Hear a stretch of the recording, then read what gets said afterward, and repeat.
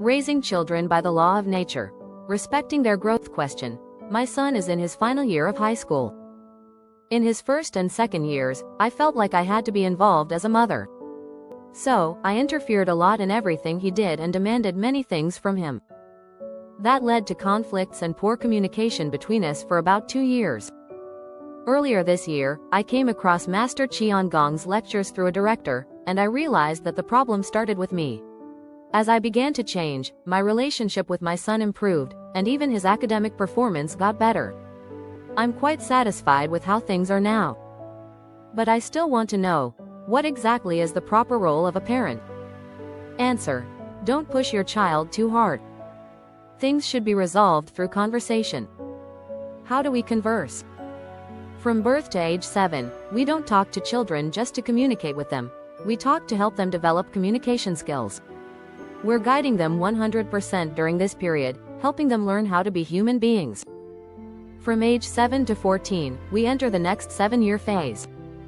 Life is structured by the 3 to 7 law, and ignoring this law causes difficulty. Children grow in 3 7-year stages. From 0 to 7, parents lead 100%. From 7 to 14, parents should start respecting 30% of the child's opinion. Even if you already know the answer, ask the child and reflect on their input. Raise them while respecting their thoughts. Around 14 and onward, the level of respect needs to increase gradually. From 14 to 21, parents should gradually respect up to 70% of the child's autonomy. By the time they turn 21, that 70% respect should be fully in place. If you raise your child this way, the child will grow up properly and won't cause trouble. The parent won't be blamed or disrespected later. But if you neglect your responsibilities or overstep into the child's realm of growth, they will resist you. Children of overly controlling parents often ignore them. It's because the parent intruded into their personal development. So if you raised your child the wrong way, the consequences will return to you. Not even by 0.1 millimeters will this law fail. That's why some parents suffer because of their children. Some even go as far as hitting or yelling at them, but if the parent raised the child incorrectly, it's the parent who must reflect, not blame the child. We live without understanding these laws of nature, and that's why we face hardship. And when we suffer, we blame others. This is not permitted by the natural order. Nature does not allow blame. The more you blame others, the harder life becomes. That's why I call this teaching, Zhengbiao, or the right law, because it aligns perfectly with the laws of nature, not off even by 0.1 millimeters. You don't have to follow it, but through experience, you'll eventually understand it. This is the time to educate correctly. For children under 21, 70% of their decisions must be respected. Your child is in high school now, so you should respect about 60% of their autonomy. When they turn 21, it should reach 70%.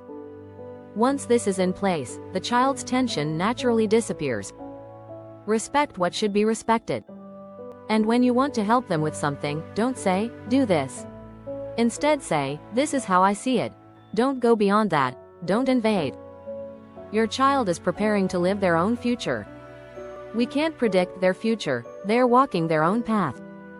We live within this vast universe, which is expanding, meaning it's evolving and improving in quality. Our lives are part of this universal flow. When we try to force things, we are fighting against the laws of the universe. The more we resist, the harder life becomes.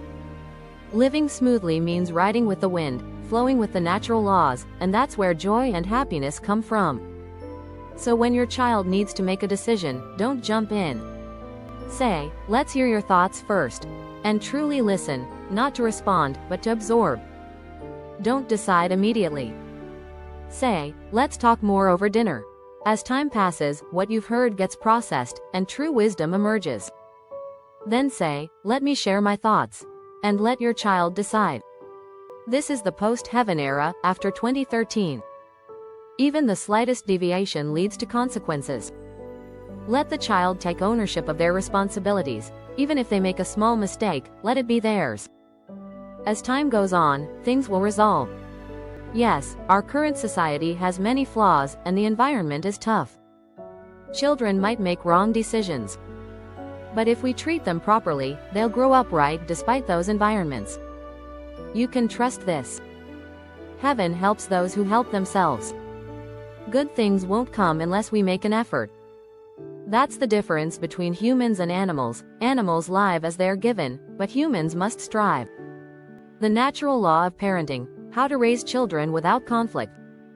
1. Bullseye. The 3 to 7 rule. For parenting, human development follows a natural 7-year cycle.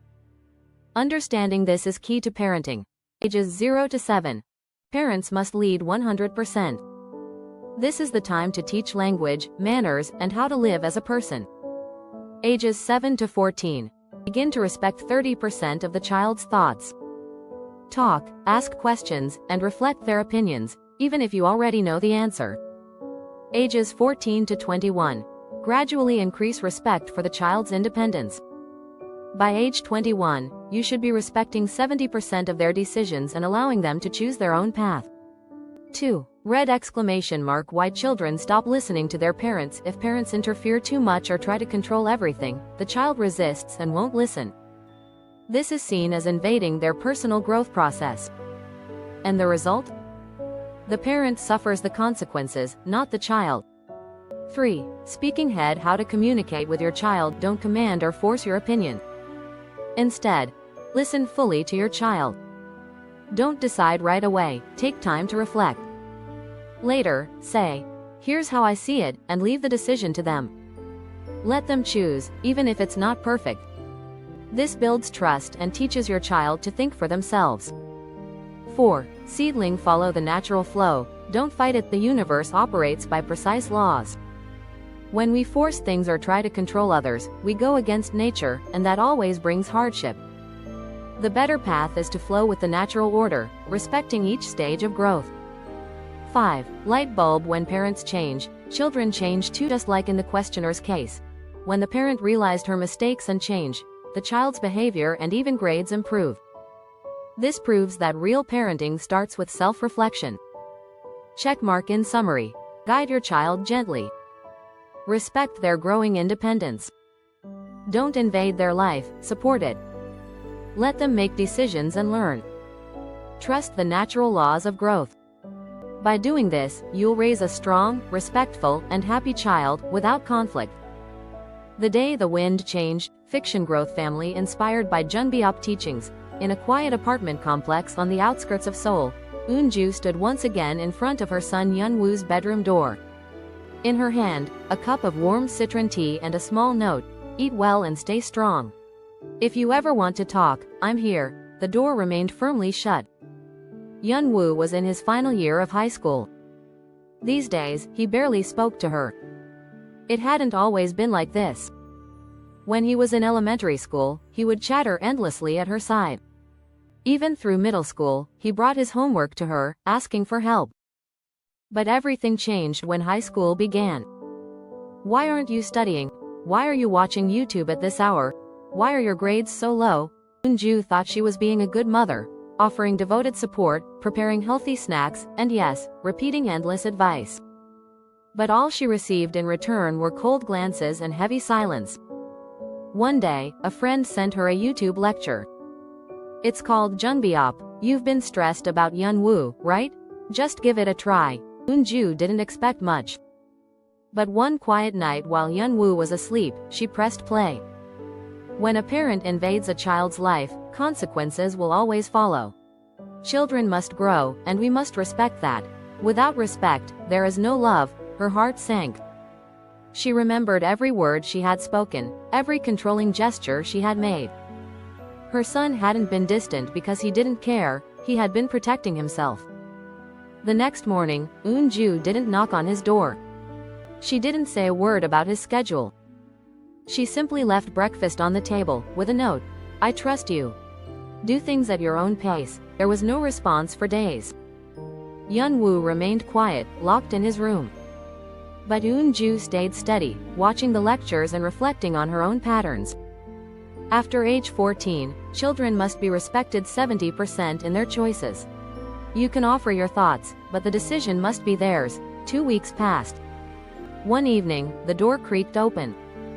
"Mom, do we have any more of that tea?" She smiled, hiding her surprise, and handed him the warm cup.